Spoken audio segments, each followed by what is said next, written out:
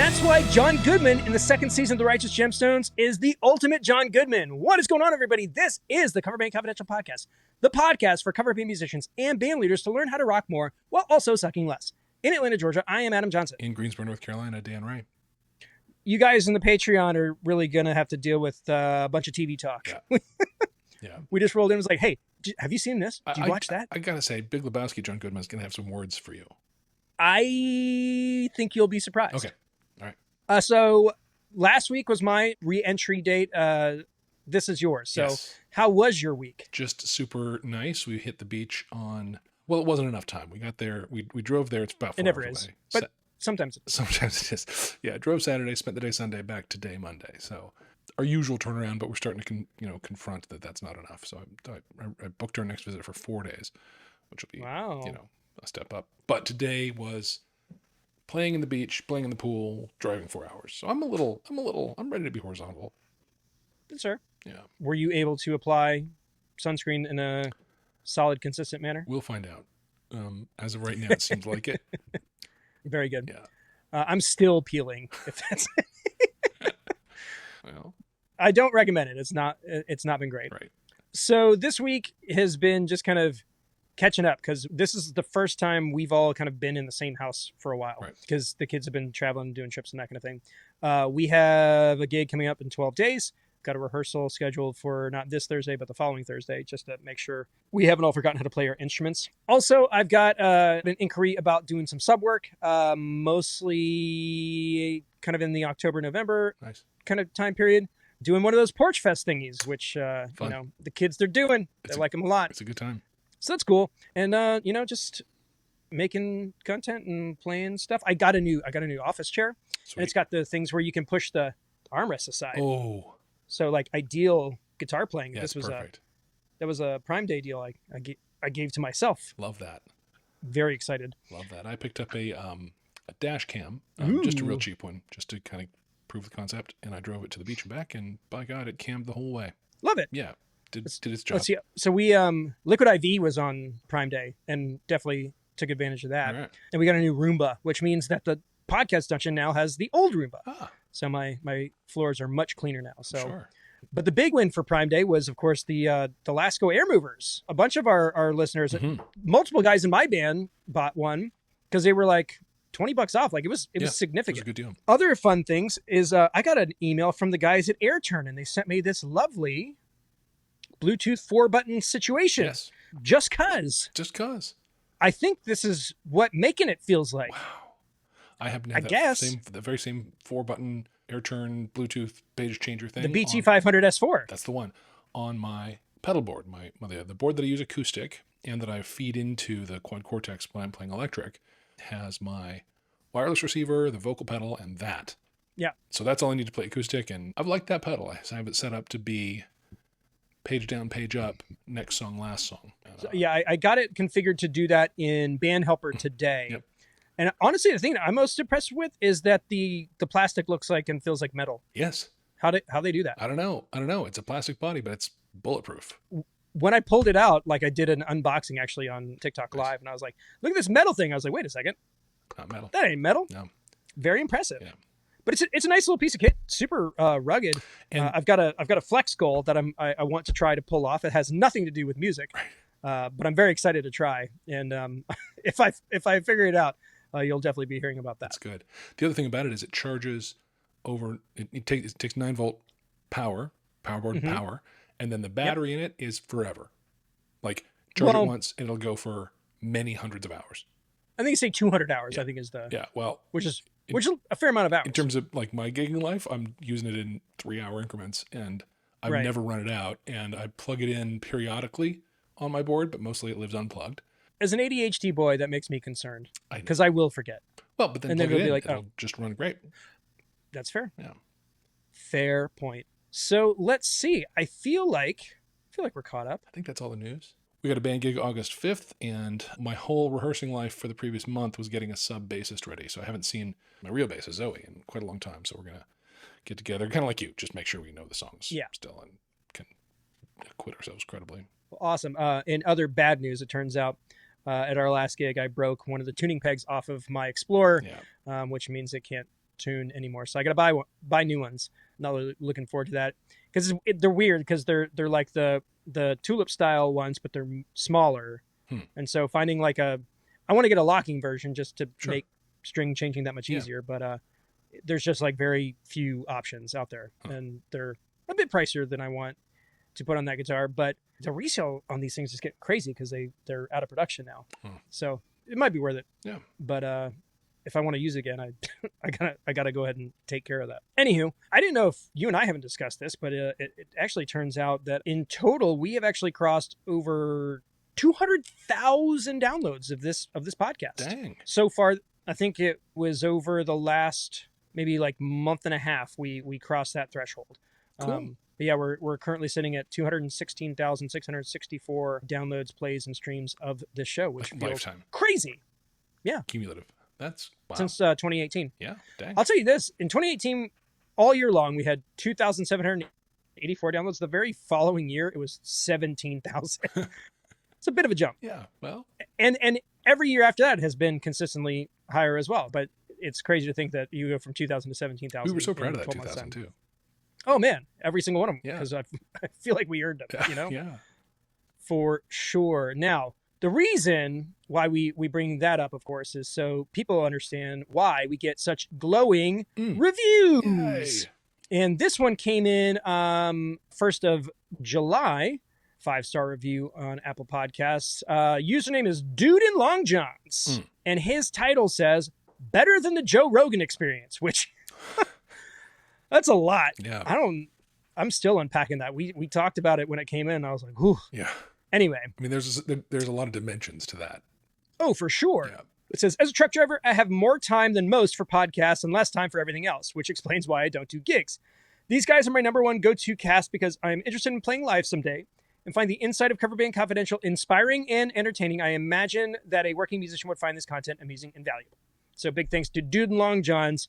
You're out there on the road doing trucker stuff. Doing important things. Yeah, and I love that. Thanks for tuning in. You know, we've always posited that there was an audience that's not actively gigging, that's just wants to be part of the ethos, wants to understand about it, and it's just really great to hear that there are folks out there in that category. Well, and we always kind of discuss the merits of the name, because alliteration aside, you know, Cover Band Confidential feels very much like you're in a bit of a smaller space, but in reality, like, musicians who work get this show. Yeah. So in that space, I feel like we just got to kind of break through. And it seems like people keep, tuning in and sending us kind words. So, we're feeling good about it. Yeah. If you want to hear your name or your band or anything. Or what kind of guy you're wearing. Yeah. Shared on the podcast. Leave us a 5-star review. It's pretty easy to do. Yeah. Everybody's doing it. You should get in there. Yeah. So this week's conversation came through a DM earlier this week from our buddy Juan, who hit us up on the Facebook page. And he was saying, hey, do you guys have any content or specific episodes around insurance? And, as sexy as a topic, I mean, it's almost as sexy as taxes. Yeah, but we've done that every year. Well, we have, and we've mentioned insurance multiple times in passing, but we've never sat and gone, okay, these are the things worth talking about. These are the things worth considering in regards to the kind of insurance that you as a musician and also like your band as an entity may need. Right. So there are people we're going to fix that. Those maniacs who have listened to us from the beginning, got caught up, over almost 300 episodes. We know you're out there. You beautiful, brilliant maniacs. Absolutely.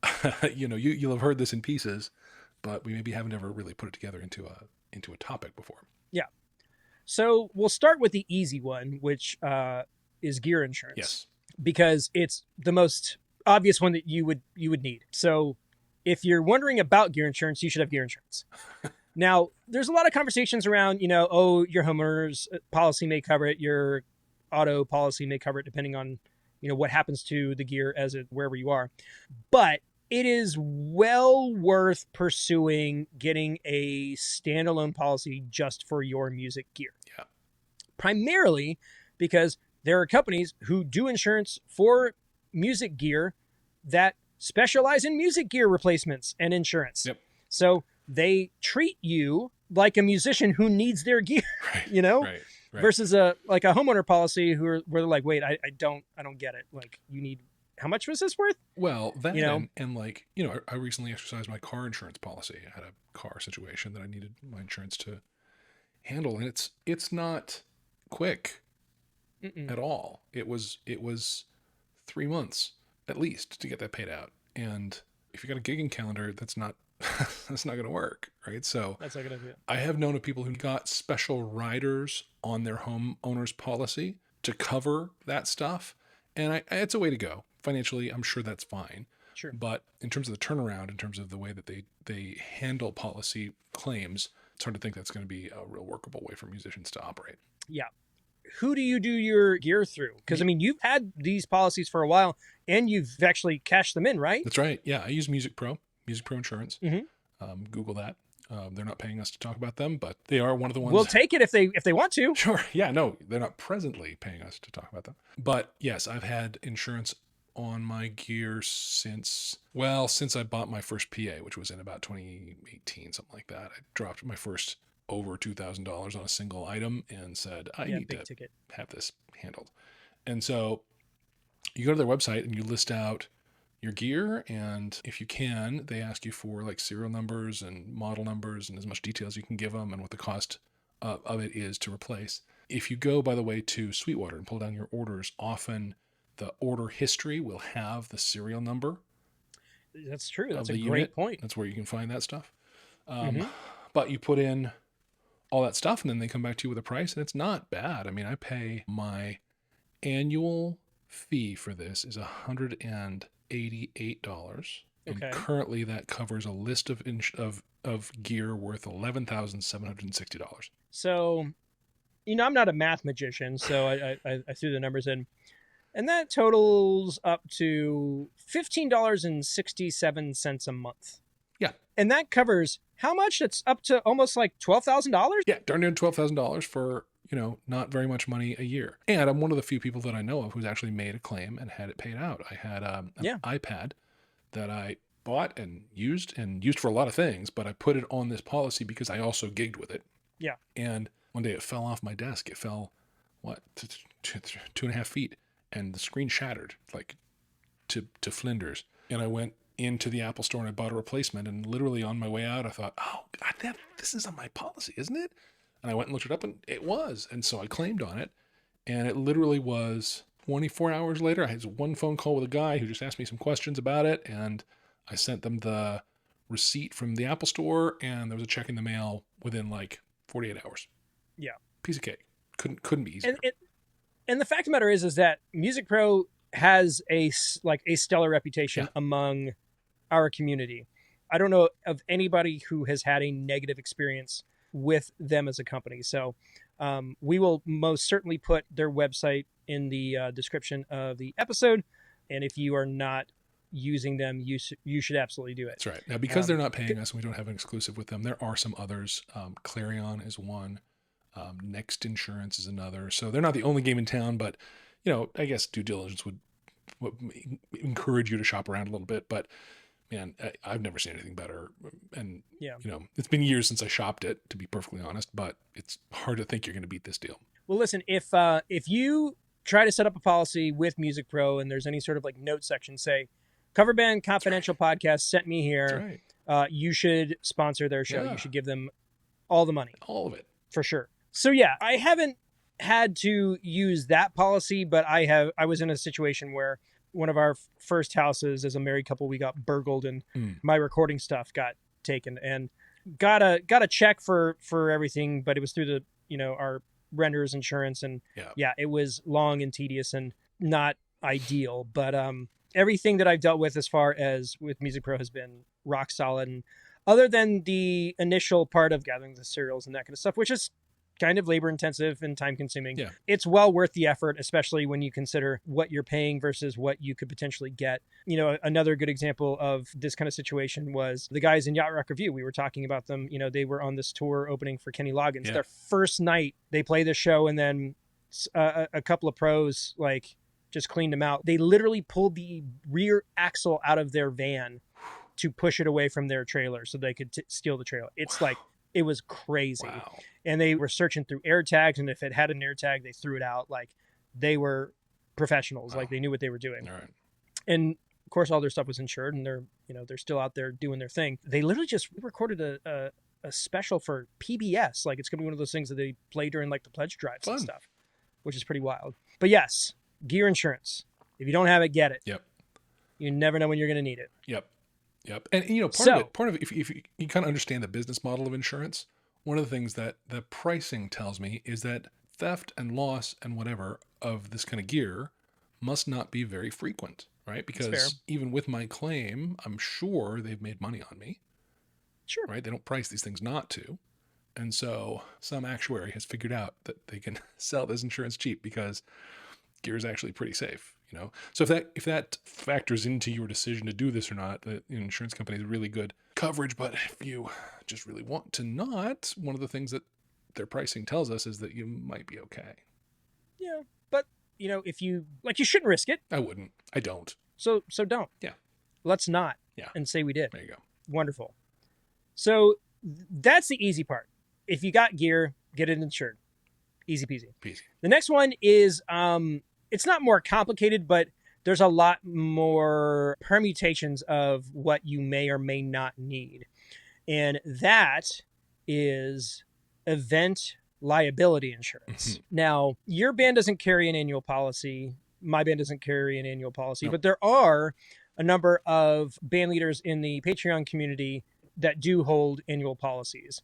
And I think there's a number of factors involved here. And I think it's got a lot to do with the area of the country that you live in. Certain places just have different requirements.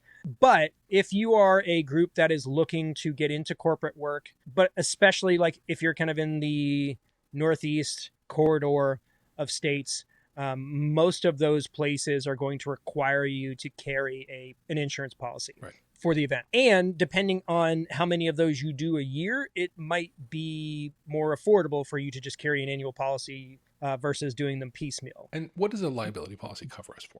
Basically, in the event that you are playing Uptown Funk and bridesmaid gets way too excited and tries to climb your speaker tower in the middle to do her big dance break, and that speaker tower falls over on her and, breaks her clavicle. She can't necessarily sue you for negligence because you have coverage. Right. This is something went wrong and someone got hurt, or someone or some property got hurt, and it protects your lawsuit risk of that. Yep. For sure. And let's be perfectly clear, just like, we were talking about gear, most of the time things don't go wrong. Yep. Things are usually fine. Yep. And in our world, that being, members only, we have had to do individual event policies a number of times, but the number of those, the frequency of those occurring has not quite hit the threshold for us to take out an annual policy. So we tend to just do them as they require. And so now, when it's required, it's because a venue's asking for it, right? Yes. Yeah. Now, in our contract, which is the one that is available on our website, there is a section of that contract that stipulates that event liability insurance is the responsibility of the venue owner. And typically that's fine where we are. Yep. But certain venues have policies that say, nah, it's not going to work for us. You're going to have to do X, Y, and Z. And typically it's going to be like hotels. Mm-hmm. We did one for a zoo, and the zoo made us get one. I understand casinos ask for it a lot. Yeah. I guess when you think about it, zoos and casinos are pretty similar. Yeah. Not when you think about it. I mean, no, I'm not going to go down this road. There was a poo flinging joke in there somewhere, or a reptile house joke. Anyway. Yeah. But yeah, so if you're looking at what that kind of coverage looks like, it's typically going to be a round number. They're going to want like 100,000, 250,000, 500,000, $1 million in coverage or whatever. And getting those policies is super easy. You don't have to reach out to a lawyer or anything. You basically just can go to a website and fill out a basic form, and they'll send you a quote. Most of the time, that policy is going to hover somewhere between $100 and $200. And in our contract, if a separate policy has to be purchased, we roll that onto our fee. Sure. So it's in addition to our standard take. Do you line item it? We will if it's required. Yeah. And that's a conversation we have with the client before we go any further. It's like, hey, just so you know, this wasn't a part of the original conversation. Our contract states that if we have to do this, it's something we just need to tack on. And most people are fine with it because, again, it's not an exorbitant amount of money. $100, $200, Well, in the grand scheme of things. Yeah, and they're checking a box that their lawyer insists on, and especially for corporate events, it's like, just do the thing. So much easier. Yeah. Well, and it's interesting though, because like if you look at a lot of these higher end corporate event bands, a part of like their promotional material or stuff that's pretty well kind of placed on their website is we carry a standard $1 million annual policy. So, you don't have to worry about that. Like that is a selling point. It is a thing that you can use. Yeah. I'm talking about painters saying they're fully bonded and licensed. It's just a exactly little bit of peace of mind. Yeah, and it's the same idea with forming an LLC and having a bank account where you can make a check out to a band. Mm-hmm. Like it shows that you take this stuff seriously, that you're a professional. Yep. And so every single situation is going to be unique. If you are at a certain level, you probably need to look into it, but it's not, again, where we are, Southeastern US, it's just not as common. Right. But if you're around other major metropolitan cities, New York, Chicago, kind of that northeastern corridor, it's way more prevalent for sure. I think there's maybe something to do with the legal culture in those areas, the business culture in those areas. I don't know. It's just a difference of region. Yep. So have you ever had to pull a policy? Nope, never had. So in the past few years, anytime we've needed to apply for a liability policy, we've used a website called theeventhelpers.com. theeventhelper.com. No S, just the event helper. They make it super easy. You basically fill out a very simple questionnaire like, what are you doing? And it's like, well, I'm a band. We're playing a private event. Do you blow fire? Oh, no, we don't. No. Will there be illegal drugs at this party? It's like, well, not by us. Not that we're aware and you just kind of go through, you check a bunch of boxes. Typically, they're going to ask where it's located, how many people are attending. Yeah, are you setting things on fire? Right. And then they give you a quote, and all of this can be done in the course of like 5-10 minutes. Nice. It's super easy. And then once it's approved, they email you a certificate and you send it off to whoever needs to have it on file. Maybe you print it out just to have it, just to be safe. Yeah. And that's all there is to it. It's super easy to do. And you should absolutely consider it because you definitely don't want to be in a situation where something goes sideways and you don't have any sort of way of dealing with it. Yeah, well, especially if it's a condition of closing the gig. Oh yeah. Well, I mean, yeah, that's the other thing is like if you want to work in some rooms, like it's a non-negotiable. Yeah, this is the ticket. Yeah. Now, if only health insurance was really well, we should have a whole episode about whole versus term life. Let's shift gears. We're just going to go straight into that conversation. Yeah, financial. Because I was really worried that my night wasn't going to be depressing. Yeah. So if you have any other specific questions about this kind of stuff, shoot us a DM, shoot us an email, coverbandconfidential@gmail.com. Leave them in the comments if you're watching this on YouTube. I've got a fair amount of experience with this, but if I don't know something, I'll ask somebody smarter than us. Yeah. Probably somebody in the Patreon community because sure. they know stuff. Any other parting words of wisdom? No, I have nothing to add. It's just, I think a lot of people get the complexity of insurance in a lot of areas of our life makes it seem like insurance is complex, and it actually turns out around this stuff, it's not that hard. So dig right in, dive in, get yourself covered. It's all good. Honestly, if you want to have a good impression of insurance companies, these are pretty much the only two categories where it's not terrible and kind of infuriating. Yeah. So you should do that just for your own, well-being. So you can be like, oh, they're not all bad. So in short, get covered. Do it. And don't be left exposed legally. That's right. Or otherwise. All right, folks. Thanks so much for tuning in. Really liking these kind of like concise subject-based conversations. Yeah, it's so focused. What a concept. I know. I mean, that's one place we kind of have the edge on the Joe Rogan Experience. 3.5 hour long where like they literally go, hey, I've got to go pee, and they don't cut it out. They just sit there in silence for like 7 minutes.